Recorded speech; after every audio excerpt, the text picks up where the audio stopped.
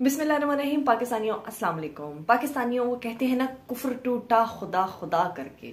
अब जनाब नवाज शरीफ साहब की सियासत का खात्मा हो चुका है। लंदन प्लान जो है टोटली नाकाम हो चुका है। जो डील करके, जो टाकी शाकी मार के, नई पन्नी चढ़ाकर नवाज शरीफ साहब को लंदन से इंपोर्ट किया गया था, वो प्लान बिल्कुल फेल हो चुका है।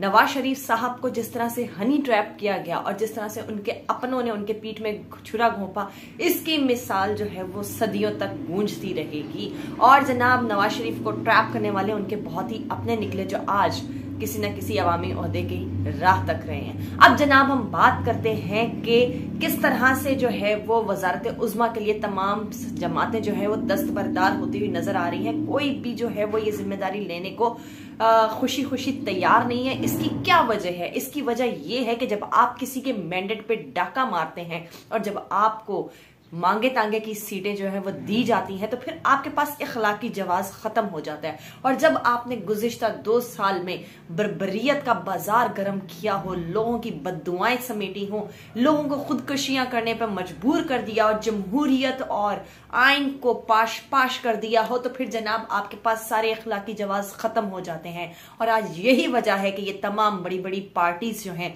आपको पसे पर्दा नजर आ रही होंगी।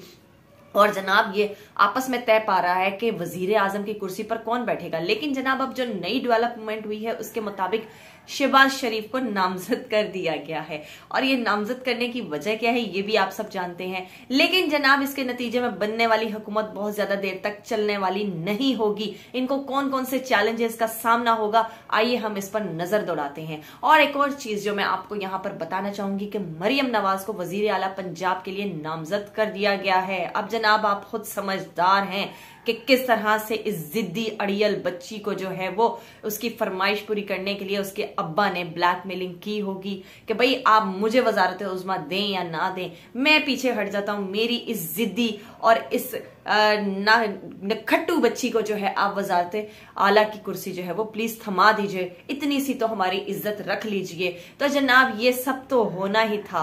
वो कहते हैं ना, जो बोएंगे वो आपको काटना भी पड़ेगा। अब जनाब यहाँ सब पर काजी साहब, हमारे चीफ जस्टिस इज्जत माब का क्या किरदार है, जरा वो भी खुलकर सामने आ जाना चाहिए। जिसने ये बोला था ये पत्थर पे लकीर है, ये इलेक्शन होकर रहेगा, तो जनाब आप इस आईन और कानून के मुहाफिज थे, आप इस पूरे अमल के मुहाफिज थे। आपको यहाँ पर टिकटकी बांध कर जो है दूरबीनें लगाकर तमाम सिचुएशन का जायजा लेना चाहिए था, कहां पर क्या हो रहा है। और आपको इलेक्शन की शफाफियत को जो है वो यकीनी बनाना चाहिए था। अब जनाब फॉर्म 45 और फॉर्म 47 की इस बार जो जिस तरह से गूंज सुनाई दे रही है, उससे ये महसूस होता है कि फॉर्म 45 और फॉर्म 47 जो है वो इनके गले की हड्डी बन चुके हैं। लेकिन जनाब अगर आपने फॉर्म 45 और फॉर्म 47 की बुनियाद पर फैसले ही नहीं देने, आपने डिक्लेरेशन ही नहीं करनी, तो फिर आप इन शकों को भी जो है इलेक्शन की शकों से निकालकर बाहर फेंक दीजिए और आप वहां पर एक तख्ती आवेजा कर दे, चस्पा कर दे जनाब कि जो हमारी मर्जी होगी वही उम्मीदवार जीतेगा।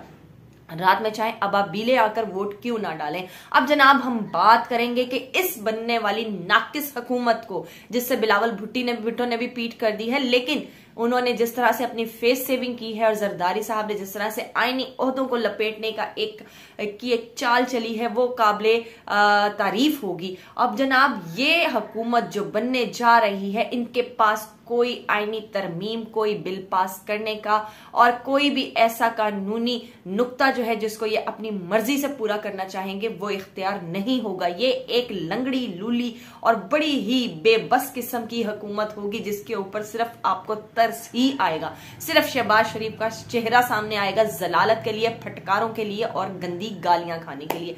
IMF जो है वो इनके साथ जो है बातचीत करने को ऊपर इतना तैयार नजर नहीं आ रहा। अमेरिका का ये वजीर खारजा का बयान मैथ्यू मिलर साहब ने जो दिया है कि उसकी हुकूमत बननी चाहिए जिसको अवाम ने वोट दिया है, अपनी ताकत, वोट की ताकत से अक्सरियत दी है। तो जनाब वो पार्टी को तो जो है इन्होंने जिद ठान ली है कि उसको हुकूमत नहीं बनाने देनी। लेकिन यहाँ पर तहरीक इंसाफ ने बहुत बेहतरीन खेला है, जो उन्होंने इनके साथ बातचीत करने से इनकार कर दिया है, इनके कंधों को इस्तेमाल करते हुए हुकूमत में आने से इनकार कर दिया है। लेकिन एक बात याद रखिएगा, वो अपनी कानूनी रंग जंग जारी रखेगा जब तक उसको इन हलकों में कामयाबी नहीं मिल जाती, इंसाफ नहीं मिल जाता, वो अपनी कानूनी जंग नहीं छोड़ेंगे। लेकिन ये अपोजिशन में बैठकर भी हुकूमत से ज्यादा आपको ताकतवर नजर आएंगे और अवामी मुफादात की बात करते नजर आएंगे। यही वो जीत होगी, यही वो बयानियां होगी जो कि एक श्योरिटी होगी अगले टेन्योर में किसकी हुकूमत है। फिर ये अवाम दोबारा से जो है वो इस चीज का फैसला करेंगे। बहुत शुक्रिया।